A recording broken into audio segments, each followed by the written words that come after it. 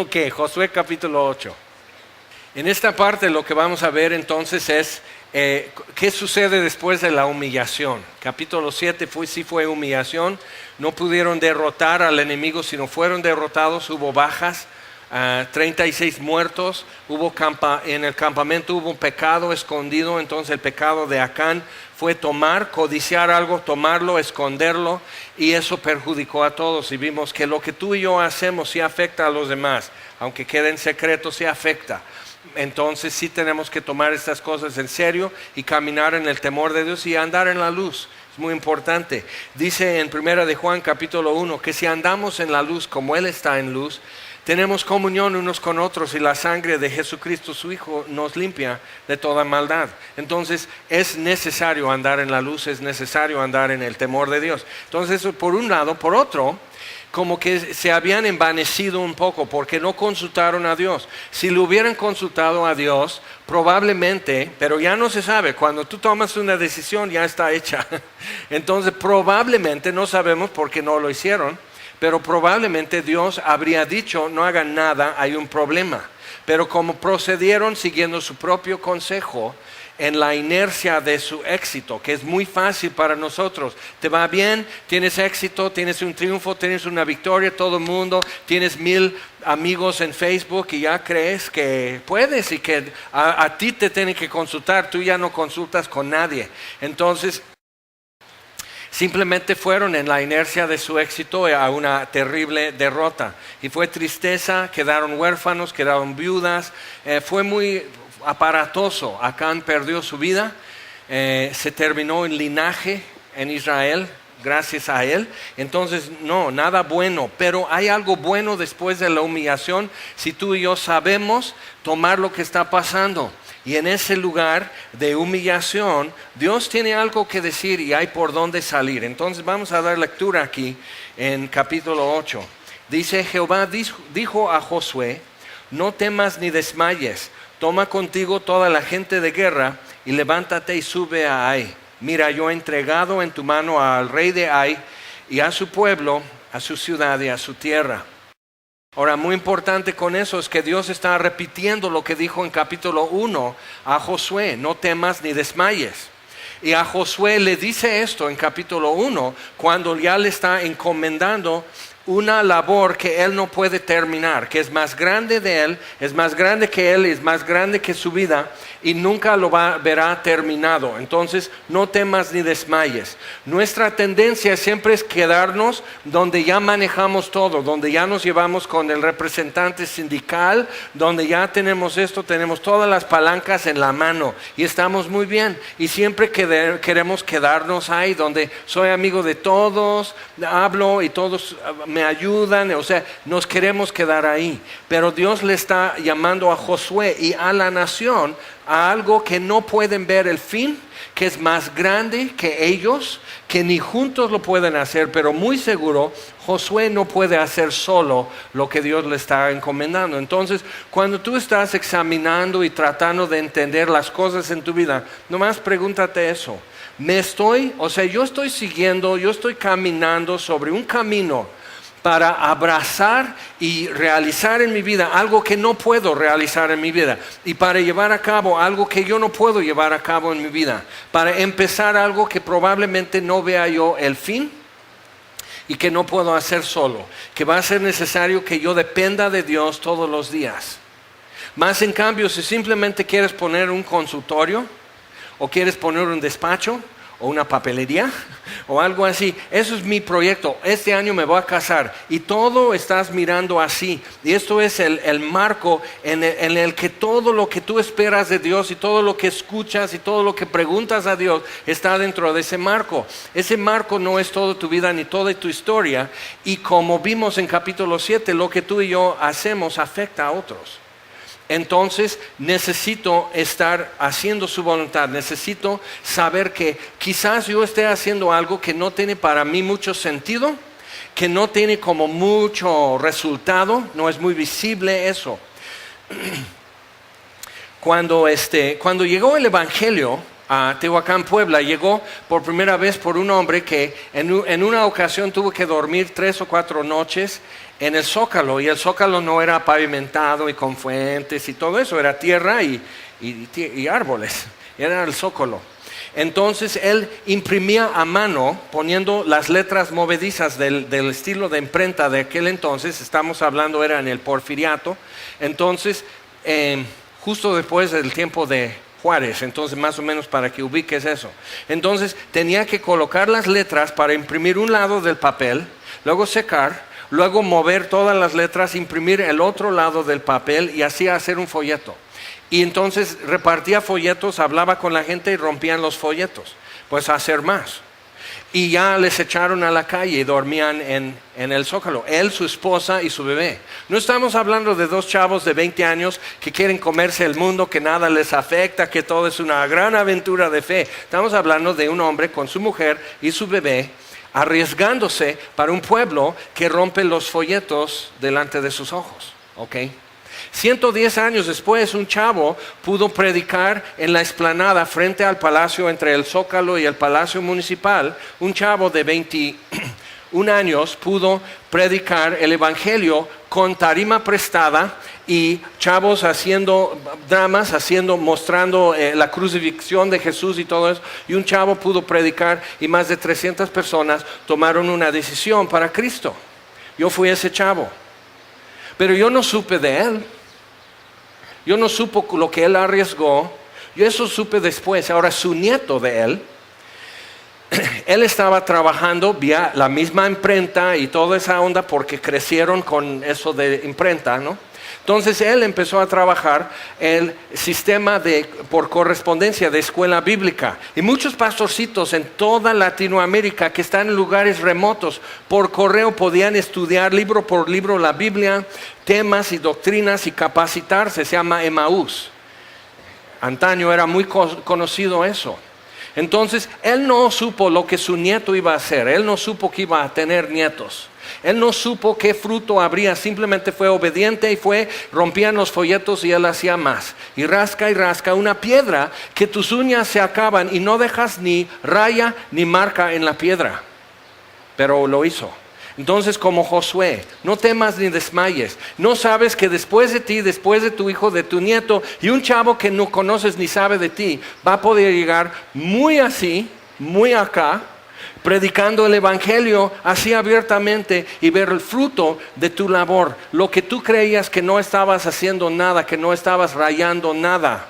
Y eso al final vamos a ver qué chiste tiene y por qué. ¿Por qué hace Dios eso? Porque podemos sentir, pues esto no tiene chiste, esto no tiene fruto. Yo no sé por qué estoy siguiendo con esto, por qué necesito ser fiel, por qué importa mi obediencia. No está resultando, no hay nada. Mejor acá al lado. Y no sabes por qué Dios te ha pedido, confía y obedece.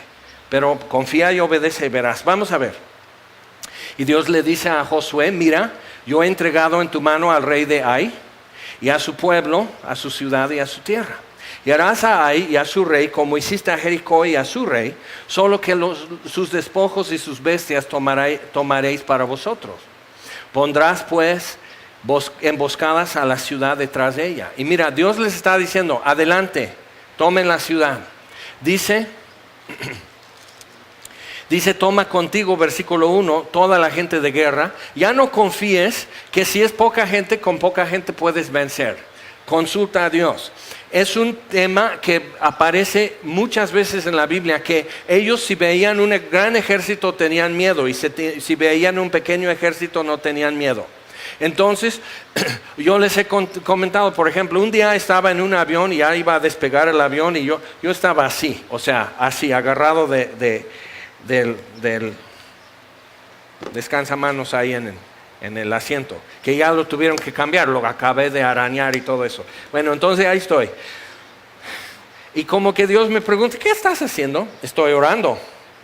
Estoy orando por el sistema hidráulico, por las llantas, por los frenos, por los controles de las alas, que no se duerma el piloto, que la torre de control acá y allá, y vamos a Mérida y todo esto, y que turbulencia, que otros aviones, que bla, bla, bla, o sea, tú así, persignando todo, así, orando y así.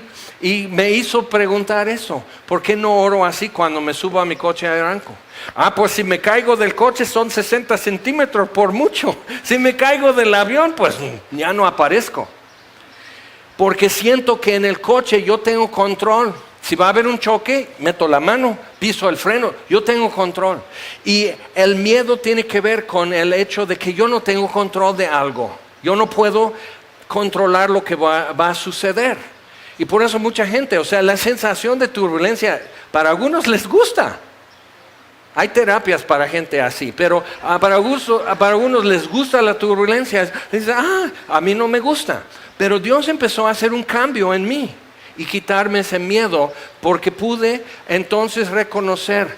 Y la situación no está bajo control porque yo rocié agua bendita en todo el avión o algo así. No está bajo control por mí. Yo no lo controlo. Entonces empecé a descansar. ¿Y cómo disfruté el vuelo? Reconociendo la libertad de no tener miedo porque Dios está en control. Entonces, toma contigo todos. Otra razón es que todos tenían que experimentar la victoria después de su humillación. Todos tenían que comprobar la fidelidad de Dios después de su derrota. Porque cuando has pasado por humillación o has pasado por derrota, puedes estar pensando, ahora sí, voy a intentar y ¡zas! Otra vez una cachetada, seguro, un zape, un coscorrón, algo me toca porque otra vez para que no sea yo orgulloso. Y empezamos a tener ya una idea de Dios equivocada, de acuerdo con quién soy yo y no de acuerdo con quién es Él. Entonces, toma toda la gente y también hazles emboscada. Entonces, si te das cuenta, la emboscada era una estrategia que Dios puso para ellos en esta ocasión. En futuras ocasiones no lo repiten. Pero Dios está diciendo, ok, pongan atención, háganlo así. Y están siguiendo su consejo. Versículo 3. Entonces se levantaron Josué y toda la gente de guerra para subir contra Ai. Escogió Josué 30,000 hombres fuertes, los cuales envió de noche. Y les mandó diciendo, atended, pondréis emboscada a la ciudad detrás de ella. No os alejaréis mucho de la ciudad y estaréis todos dispuestos. Y yo y todo el pueblo que está conmigo nos acercaremos a la ciudad, y cuando salgan ellos contra nosotros como hicieron antes, huiremos delante de ellos. Y ellos saldrán tras nosotros hasta que los alejemos de la ciudad, porque dirán, huyen de nosotros como la primera vez. Huiremos pues delante de ellos. Entonces vosotros os levantaréis de la emboscada y tomaréis la ciudad, pues Jehová vuestro Dios la entregará en vuestras manos. En una ocasión, por ejemplo, David consulta por medio de Urim y Turim, que eran señales, o eran dos piedras, una blanca y una negra, en el efod o el pectoral del sumo sacerdote. Entonces pregunta, ¿subiremos contra ellos? Mete la mano, la respuesta es sí. Así, un negro no, blanco sí. Entonces, sí. Y David hace otra pregunta muy importante. ¿Venceremos? Porque a veces puedes estar haciendo la voluntad de Dios, como Esteban, el mártir, y te apedrean y mueres. Y Dios le dijo a Esteban, ve y predica. Y lo hizo, y lo apedrearon. Entonces, ¿qué?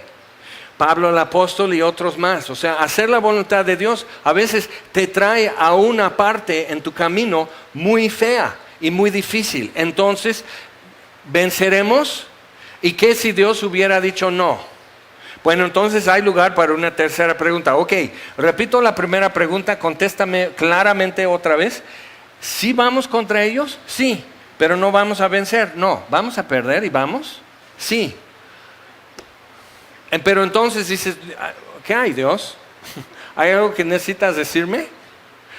Y es mejor, toma el tiempo que necesitas para saber que estás haciendo lo que Dios te dijo, lo que Dios quiere, que estás caminando detrás de Él y no pidiendo que Él te alcance donde tú vas. Toma el tiempo necesario. Satanás te va a empujar, pero el buen pastor va delante de sus ovejas y las guía. Entonces tú puedes seguirle, Él no te va a empujando o picando. Entonces les dice bien, Josué les explica exactamente lo que es. Dice: porque Jehová vuestro Dios la entregará en vuestras manos, y cuando la hayáis tomado, le prenderéis fuego. Haréis conforme a la palabra de Jehová, mirad que os lo he mandado. Josué entonces los envió, y ellos se fueron a la emboscada y se pusieron entre Betel y Ai, al occidente de Ai, y Josué se quedó aquella noche en medio del pueblo. Levantándose Josué muy de mañana, pasó revista al pueblo y subió él con los ancianos de Israel delante del pueblo contra Ai. Y toda la gente de guerra que con él estaba subió y se acercó, y llegaron delante de la ciudad y acamparon al norte de Ai, y el valle estaba entre él y Ai. Y tomó como 5,000 hombres, y los puso en emboscada entre Betel y Ai, al occidente de la ciudad. Así dispusieron al pueblo. Todo el campamento al norte de la ciudad y su emboscada al occidente de la ciudad. Y Josué avanzó aquella noche hasta la mitad del valle. Aconteció que viéndolo el rey de Ai y su pueblo, él y su pueblo se apresuraron y madrugaron, y al tiempo señalado los hombres de la ciudad salieron al encuentro de Israel para combatir frente al Arabá, y no sabiendo que estaba puesta la emboscada a espaldas de la ciudad. Entonces Josué y todo Israel se fingieron vencidos y huyeron delante de ellos por el camino del desierto. Y todo el pueblo que estaba en Ai se juntó para seguirles, y siguieron a Josué, siendo así alejados de la ciudad. Y no quedó hombre en Ai ni en Betel que no saliera atrás de Israel, y por seguir a Israel dejaron la ciudad abierta.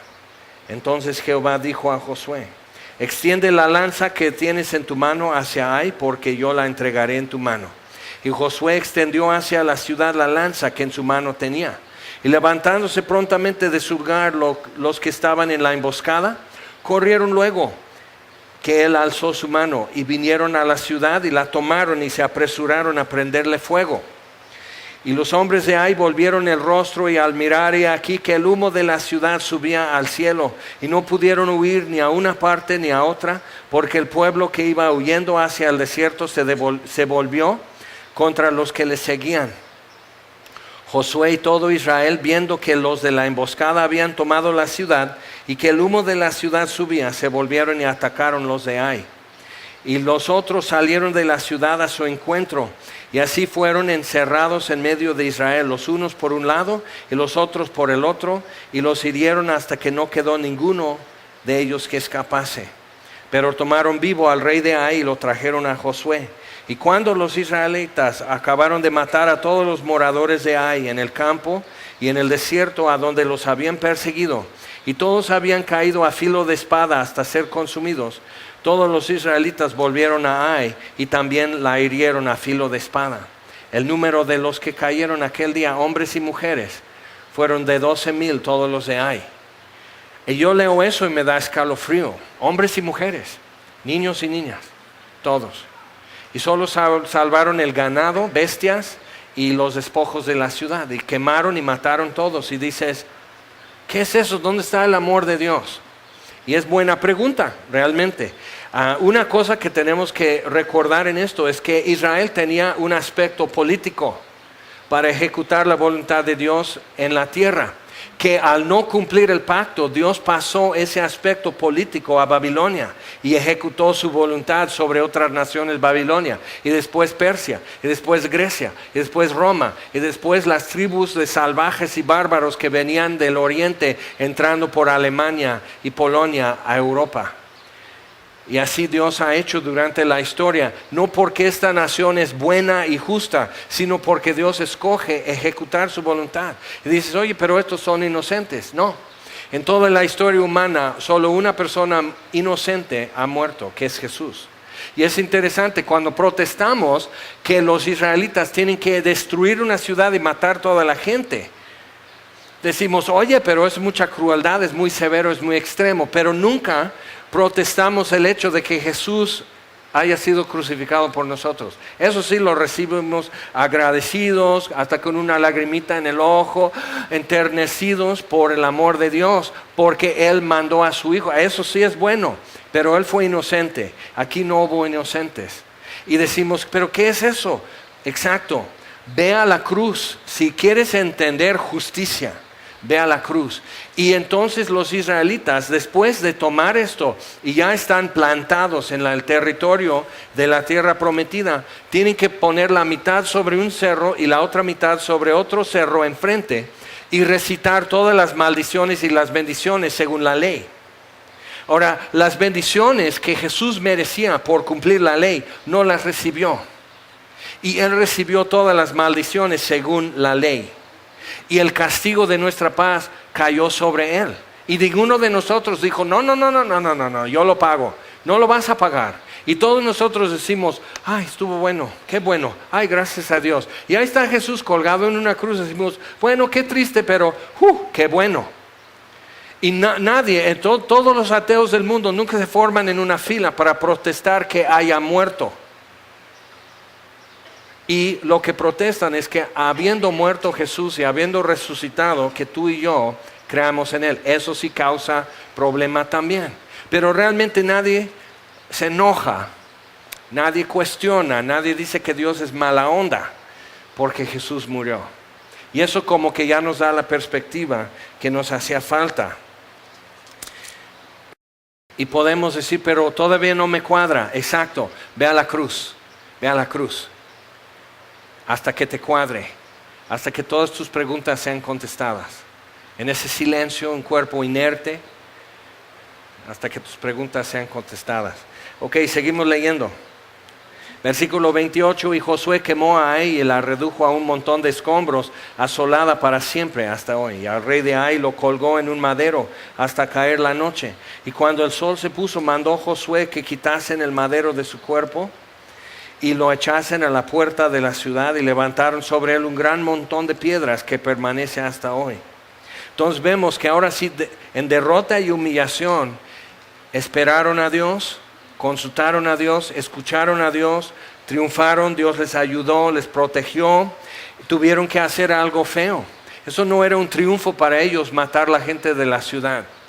Pero otra vez, Dios no ha dado a la iglesia un aspecto político. La iglesia no es una institución política. Y cuando en la historia la iglesia ha asumido un papel político, siempre sale mal. Israel en el Antiguo Testamento tenía ese aspecto político, pero la iglesia no tiene ese aspecto político. No estamos en tierra para ejecutar la voluntad de Dios, sino para pregonar libertad a los cautivos, redención y perdón de pecados. Eso es la misión y la razón de esta institución que es la iglesia, pero no es una institución política. Entonces, eso nos ayuda un poco a entender polémicas que existen hoy y también saber dónde podemos pararnos como cristianos en estos asuntos. Yo no quisiera haber sido uno de estos israelitas y tener que decir, me toca entrar a la ciudad y matar a toda la gente que encuentro. Pero Dios no está diciendo, eso te debe gustar porque a mí me gusta. La Biblia dice que Dios no quiere la muerte del que muere. Pero también dice, el alma que pecare, ciertamente morirá. Entonces, ahí está Jesús en la cruz, en su silencio. A lo mejor te contesta algo. Pero dice versículo 30, y esto también es un aspecto muy importante para nosotros de esta historia. Dice, Josué edificó entonces un altar a Jehová Dios de Israel en el monte Ebal, como Moisés, siervo de Jehová, lo había mandado a los hijos de Israel. Como está escrito en el libro de la ley de Moisés, un altar de piedras enteras, sobre las cuales nadie alzó hierro. Y ofrecieron sobre él holocaustos a Jehová, y sacrificaron ofrendas de paz. También escribió allí sobre las piedras una copia de la ley de Moisés, la cual escribió delante de los hijos de Israel. Y todo Israel, con sus ancianos, oficiales y jueces, estaba de pie a uno y otro lado del arca, en presencia de los sacerdotes levitas que llevaban el arca del pacto de Jehová, así los extranjeros como los naturales. Entonces ponen las dos mitades. ¿Pero qué de este altar? ¿No que tienen un altar de bronce aquí en el tabernáculo para holocaustos, para sacrificios? Pues ya tienen un altar. Pero el altar de oro y el altar de bronce son sombras de algo que existe en el cielo que ojo no ha visto. Eso es lo que la Biblia dice. Pero el altar que el hombre hiciere de sí para Dios, Moisés lo dice cómo tiene que ser. Entonces es un altar de piedra no labrada. Eso dice en Éxodo 20, pero aquí está diciendo, como Moisés, el siervo de Dios, había dicho, altar de piedra no labrada. Entonces eran 12 piedras grandes, hacían un montón de tierra, ponían alrededor de ese montón para retener la tierra en un cubo, por decir, ponían 12 piedras y una piedra representaba a cada tribu, pero eran piedras no labradas. Ahora, Dios le dice a Adán en Génesis capítulo 3, 19, dice, con el sudor de tu rostro labrarás y trabajarás la tierra hasta que vuelvas al polvo de donde fuiste tomado. En el Salmo 103, versículo 13 dice, como el Padre se compadece de sus hijos que le temen, así Jehová nuestro Dios se compadece de nosotros y se acuerda de que somos polvo. Esto es polvo. Por eso en un crematorio, pues polvo, es lo que queda, es polvo. Fósforo, sílica, carbón, calcio, 12 vitaminas y hierro, si tú quieres, pero es polvo finalmente. Y ese puño de tierra, Dios le hizo vivir. Y las piedras no labradas, dice por ejemplo en Efesios 2, que nosotros somos una morada de Dios siendo piedras colocadas y Jesucristo es la piedra principal del ángulo y nosotros somos piedras en un edificio, una morada de Dios en el Espíritu. En Pedro dice por ejemplo que nosotros somos piedras vivas, seleccionadas y escogidas igual para morada de Dios. Primera de Pedro capítulo 2. Entonces, pero ¿cómo llegamos a Dios? Nosotros tenemos la idea así. Pues tierra no, o sea, por eso me lavo, sacudo, boleo mis zapatos, llego así, el polvo que acumuló en mi Biblia, toda la semana ya lo sacudo, que se vea limpia mi Biblia porque voy a la iglesia. Entonces nos da vergüenza, es humillante ser polvo, ¿ok? Pero eso es lo que somos.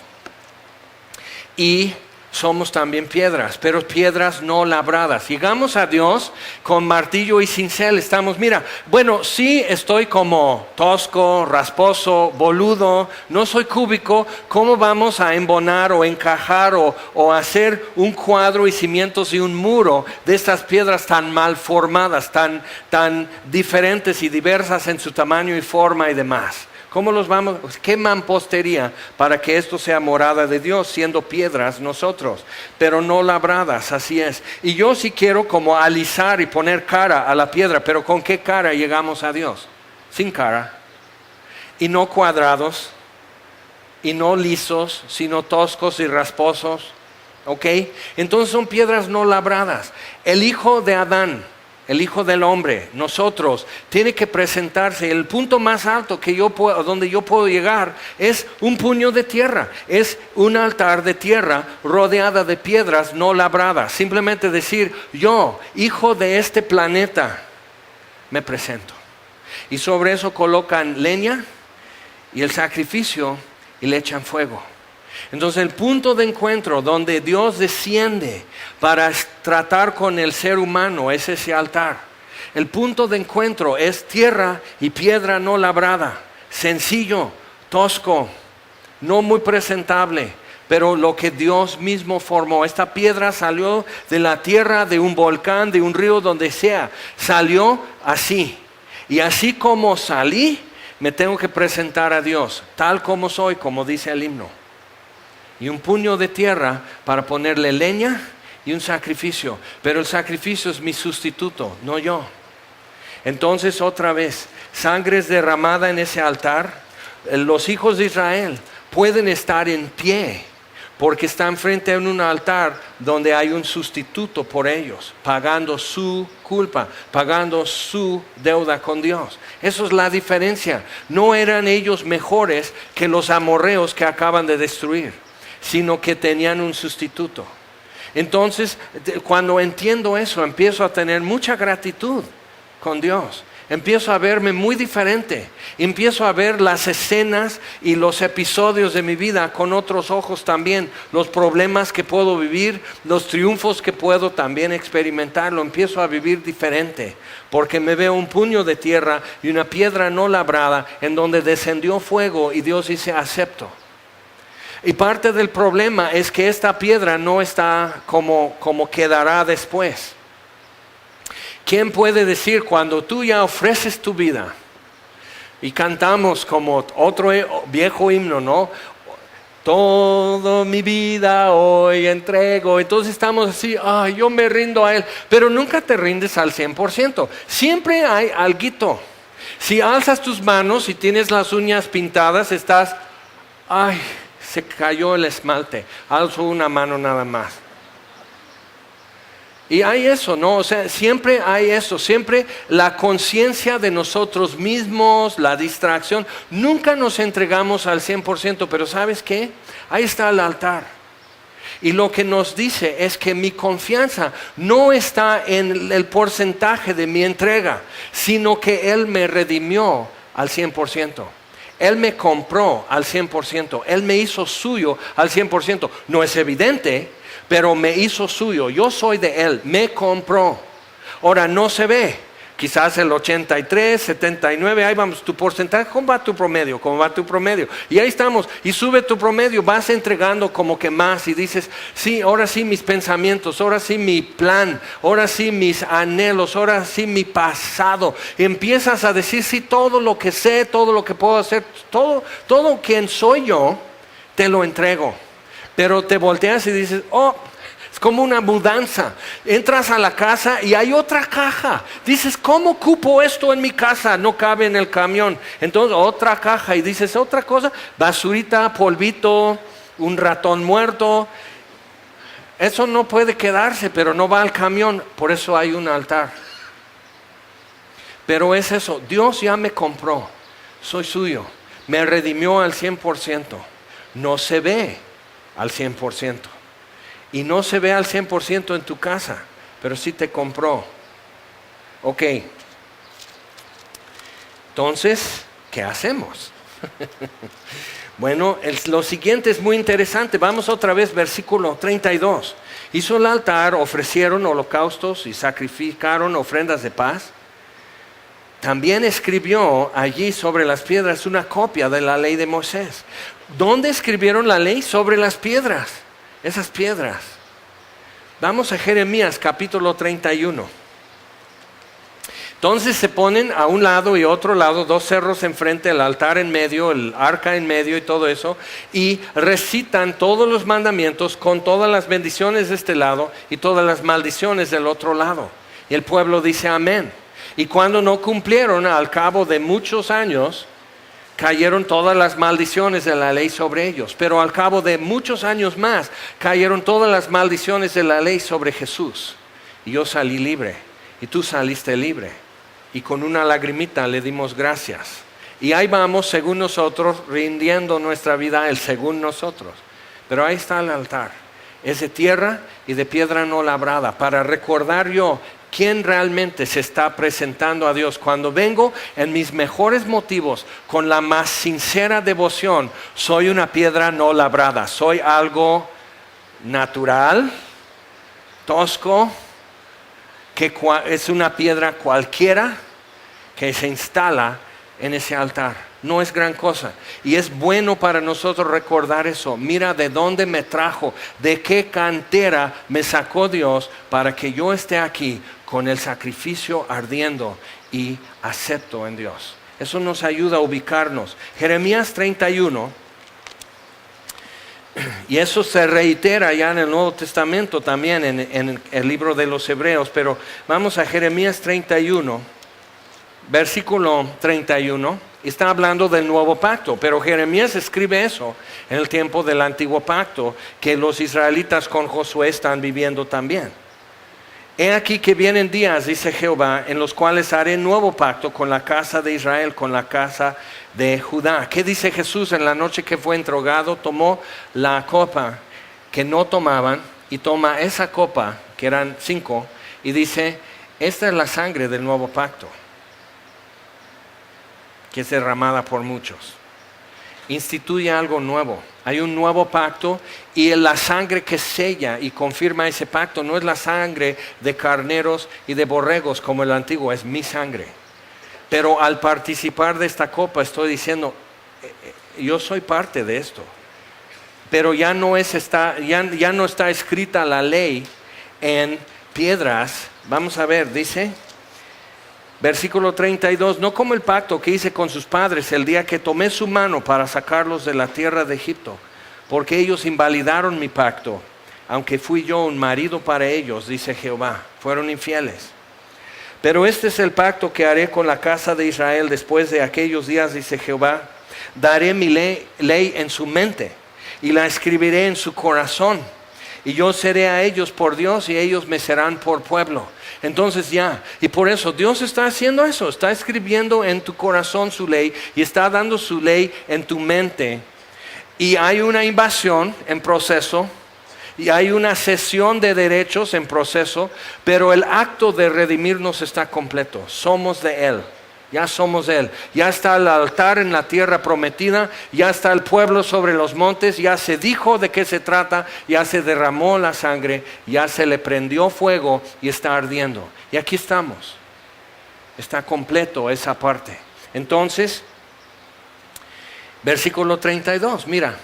Y no enseñará más ninguno a su prójimo ni ninguno a su hermano diciendo, conoce a Jehová, porque todos me conocerán, desde el más pequeño de ellos hasta el más grande. Por eso de repente tus hijos te hacen preguntas muy difíciles, porque están pensando y Dios les está hablando y Dios les hace preguntar y te preguntan, oye papá, ¿por qué esto? ¿O verdad que el otro? Y tú estás... ¿Dónde has andado que piensas estas cosas tan difíciles de contestar? Era más fácil decirle de los Reyes Magos, de Santa Claus, del ratoncito del diente. Era muy fácil explicar eso. Y de repente están hablando de un puño de tierra rodeada de piedras y dices, es incómodo decir sí. Bueno, hijo, mira, yo soy ese puño de tierra. Yo soy un puño de tierra que Dios tomó en su mano, hizo así y le dio vida. Y mira, aquí estoy.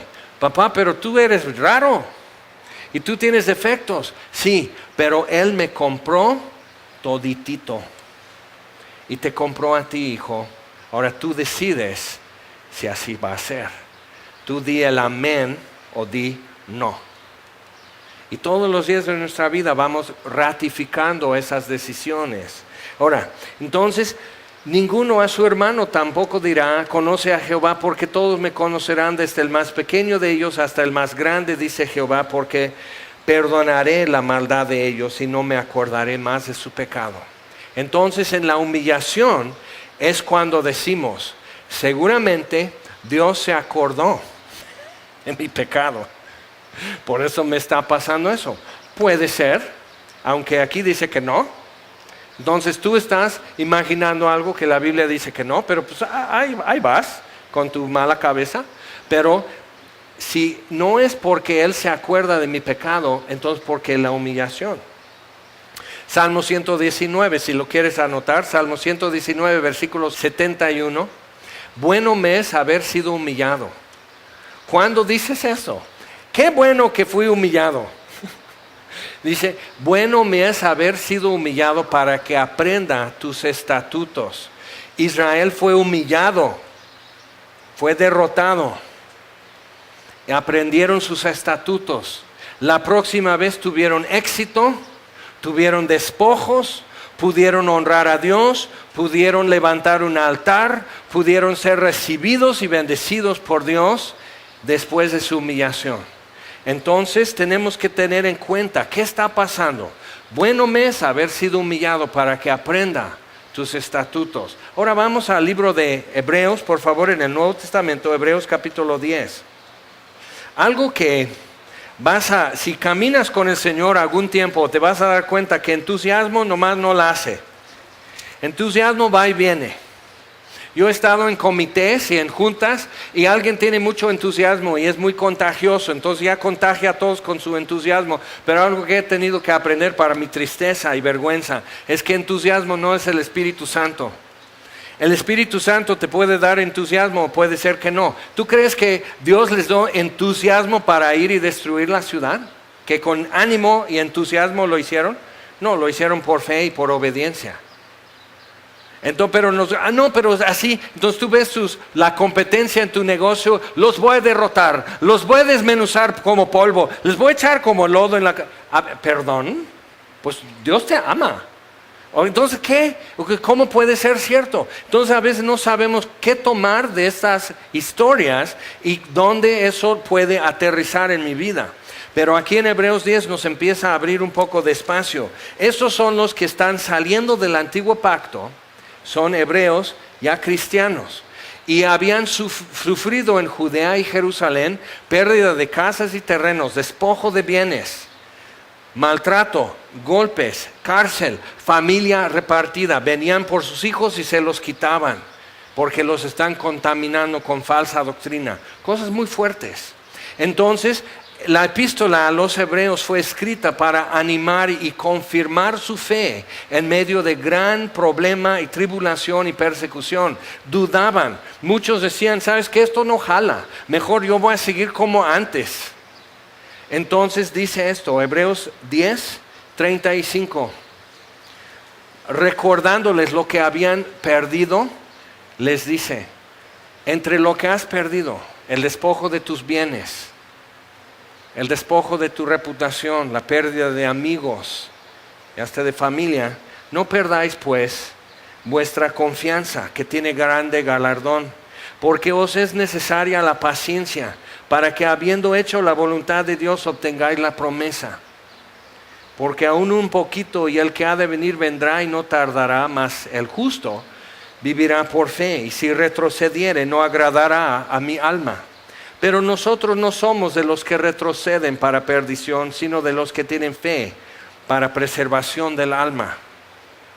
Entonces, no pierdas tu confianza, porque tiene grande galardón. Y entre todo lo que puedes perder, no pierdas tu confianza. Y dice, y os es necesaria la paciencia.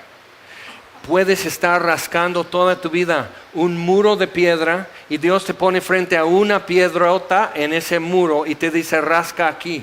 Y tú en toda tu vida acabas tus uñas, buscas un palito, buscas otra piedra, buscas un clavo tirado, un tornillo y sigues rascando y no dejas ni marca en la superficie de esa piedra. Y dice, ¿para qué me pone a hacer eso? Ten ánimo, el Dios que hizo el universo te habló.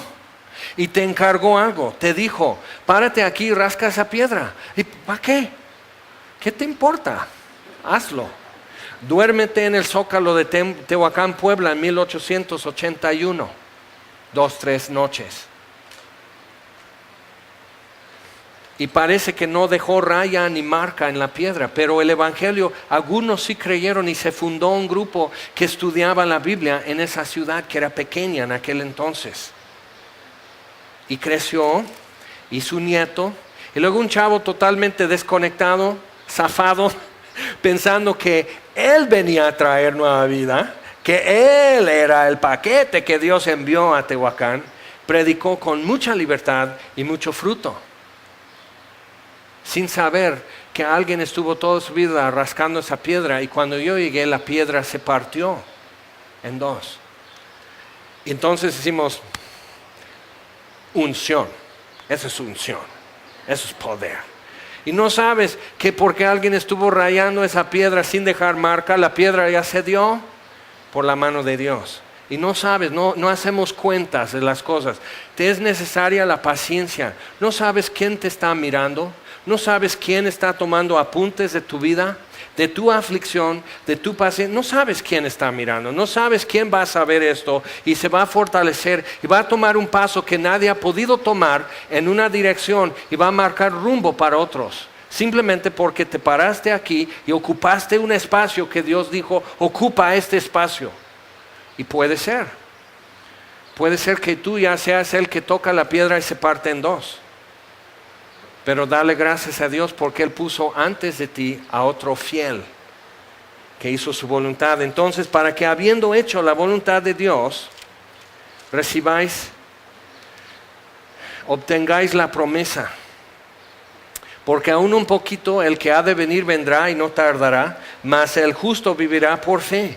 Y no tenemos otro medio para vivir por ese medio, sino por fe. Y el que ha de venir vendrá y no tardará. Y tú dices, no, es que ya es mucho tiempo. Mira, hay países en este mundo el día de hoy que cristianos van a morir simplemente por ser cristianos. Y aunque sean niños, van a morir. En la India el día de hoy es un promedio de cada día mueren 7,000 niñas cuando nacen, no es un aborto, que eso lo hacemos en oculto, entonces sentimos que no es tan fuerte, pero mueren al nacer por ser niñas nada más. Al ver que son niñas, las dejan, las abandonan o las ahogan por ser niñas. 7,000 en promedio diario en la India. A ver, ¿cuál era tu problema otra vez? ¿Qué es lo que te está lastimando hoy? ¿Cuáles son tus presiones? ¿Qué es lo que no ibas a poder pagar y qué va a suceder si no pagas? O sea, simplemente necesitamos perspectiva. Y esa perspectiva nos da ya mejor medida de la distancia que falta correr. ¿Cuántos pasos necesito tomar? ¿Quién está corriendo a mi lado? Que no estoy solo. Entonces, nosotros no somos de los que retroceden para perdición, sino de los que tienen fe para preservación del alma. Vamos adelante, Hebreos 11, versículo 24, hablando de Moisés, dice, hecho ya grande, rehusó llamarse hijo de la hija de Faraón. Pablo lo dice en Filipenses, todas las cosas que eran ganancia para mí. Y queremos llegar como una piedra, todo cuadrada, lisa, hasta con la fecha ya tallada en la piedra. Nací de nuevo este día, yo soy piedra viva aquí en la casa de Dios. Queremos eso. Y Dios viene rodándonos así, con garrote y empujándonos o en una carretilla. Es una bola de piedra fea, sin cara, sin cuadros, sin esquinas ni nada. Eso es lo que se presenta ante Dios. Dios no nos llama por talentos. Él busca vasos vacíos que Él pueda llenar. Entonces nos presentamos, puño de tierra y piedra sin labrar y que descienda fuego. Que Dios haga lo que no podemos hacer, ponerle fuego a esto. ¿Cómo va a arder una piedra? ¿Cómo va a arder un puño de tierra? Necesita leña y necesita un sacrificio. Bueno, Dios, aquí está. Pero ahora haz lo que tú haces. Y dice, Moisés no quiso las ventajas que le avanzarían o le darían. Él pudo haber usado esta influencia como hijo de la hija de Faraón para bien de sus hermanos israelitas. Pero no iba a hacer nada. Haz la voluntad de Dios, no conveniencia. ¿Qué es lo que Dios dice? Pero es una locura. ¿Qué es lo que Dios dice? Pero eso no tiene chiste. ¿Qué es lo que Dios dice? Pero yo no voy a ver el fin de eso. Dios sabe que tiene fin. Entonces, que habiendo hecho la voluntad de Dios, recibas la promesa. ¿Qué era la promesa? ¿Miles de almas en Tehuacán, Puebla? No. La promesa es, y verán su rostro. Escribirá su nombre en sus frentes. Eso es la promesa. Y durmió en el zócalo de Tehuacán porque tenía la mirada en la promesa, en el galardón, no en pasado mañana. Entonces dice, escogiendo Moisés, otro, y estamos rodeados de una nube de testigos. Aquí en capítulo 11 dice, escogiendo antes ser maltratado con el pueblo de Dios, que gozar de los deleites temporales del pecado, teniendo por mayores riquezas el vituperio de Cristo, desestimado, rechazado, burlado, maltrato físico, abandono, calumnia, lo peor que Cristo te puede ofrecer, lo peor. Moisés dice, ¿eso, lo peor? ¿Eso? Comparado con la promesa, teniendo por mayores riquezas el vituperio de Cristo, lo peor que Cristo te puede ofrecer es mejor de lo mejor que el mundo te puede ofrecer. Entonces, ¿dónde está tu afán ahora? ¿Dónde está tu aflicción ahora? ¿Qué te apresura a levantarte cada mañana ahora? ¿Tienes los ojos en el galardón? ¿Estás corriendo para obtener la promesa o qué? Porque se va a desvanecer. Que sea algo firme. Entonces dice, teniendo por mayores riquezas el vituperio de Cristo que los tesoros de los egipcios, porque tenía puesta la mirada en el galardón. Verán su rostro. Un día tú podrás ver las marcas de los clavos en las manos de Jesús. Tú podrás voltearte, escuchar tu nombre y voltearte y ver a Jesús. Y lo peor que Jesús te puede ofrecer es vituperio, maltrato, dificultades, temporalmente. Es lo peor que te puede ofrecer. Y eso todavía, en medio de aflicción hoy, en medio de tus problemas hoy, en medio de que gente bajo tu mismo techo, igual y te hace burla quizás. Pero en medio de todo eso, Dios te está dando gozo, ¿verdad? Y Dios te está dando consolación, ¿verdad? Y te está dando paz, ¿verdad? Lo peor que Él ofrece, lo endulza con su presencia porque está contigo. Y lo peor que Él ofrece es todavía mejor que lo mejor que el mundo ofrece. Bueno, al menos así lo vio Moisés, no sé tú. Yo estoy tratando de verlo así y dice, por la fe dejó a Egipto, no temiendo la ira del rey. Y verdad que lo que tú temes es palpable. No lo ves quizás, pero es palpable. Es como el coco debajo de la cama. Sabes que está ahí. Y te mueves y te volteas en el colchón y dices, está respirando. Gruñó. Mamá, está el coco debajo. Yo sé que está. Y no lo ves, pero es palpable. Y la ira del rey de Egipto era palpable porque era un ejército que les perseguía. No temiendo la ira del rey. ¿Por qué? ¿Porque eran numerosos los israelitas? No. Porque se sostuvo como viendo al invisible. ¿Sabes una razón por qué no puedes sostenerte? Es que estás clavando tu mirada en donde no. Estás dándole forma y color a tu miedo en lugar de poner tus ojos en el galardón. Es por eso. ¿Qué es lo que Dios ha prometido? Pues veamos esto y corramos con paciencia. El siguiente capítulo 12. Corramos con paciencia. El altar está, el puño de tierra está, la piedra está, la leña, el sacrificio, que descienda fuego. ¿Qué sucedería si Dios prendiera nuestra vida? Si descendiera fuego sobre este puño de tierra, vendrían de lejos a ver la fogata. ¿Qué tal si nos ponemos de pie y vamos a orar?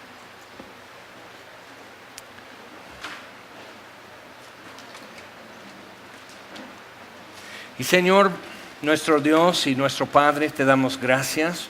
Gracias por tu palabra y gracias por Jesucristo. Esa piedra viva, la principal, la que dio forma y razón a todo el desorden y sin forma que es nuestra vida. Y gracias, Señor, que soplaste sobre este puño de tierra y nos diste vida. Gracias, Señor, que nos colocaste entre tú y nosotros, entre el que mira desde el cielo y el que invoca en la tierra. Hay fuego y un sacrificio ardiendo. Gracias a Dios, gracias te damos por Jesús, el sustituto, el que tuvo a bien glorificarte de la mejor manera, dándote a conocer en su vida y también en su muerte. Y pudimos ver y pudimos escuchar y pudimos darnos cuenta, Señor. Y aunque muchas cosas no podemos explicar todavía, sabemos que aquí, al pie de la cruz, la tierra encuentra su razón y la piedra puede responder y decir gracias. Gracias, Señor.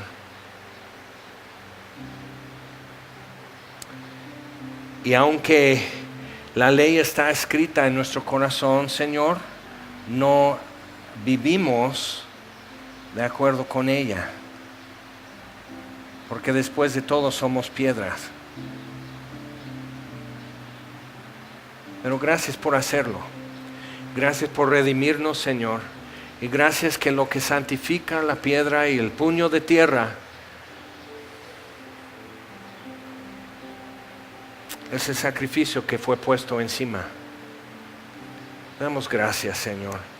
Gracias por redimirnos al 100%, hacernos tuyos Y solo te pedimos entonces, Señor, enséñanos más, camina delante de nosotros, Señor, para verte más, para entender mejor y seguir, Señor, seguir conociendo, seguir echando mano a la salvación. Te damos gracias, Señor. Obra en nosotros, tal como somos y sin labrar y sin excusas. Tenemos que presentarnos cada vez. Y cada vez, Señor, nos recibes y te damos gracias. En el nombre de Jesús. Amén.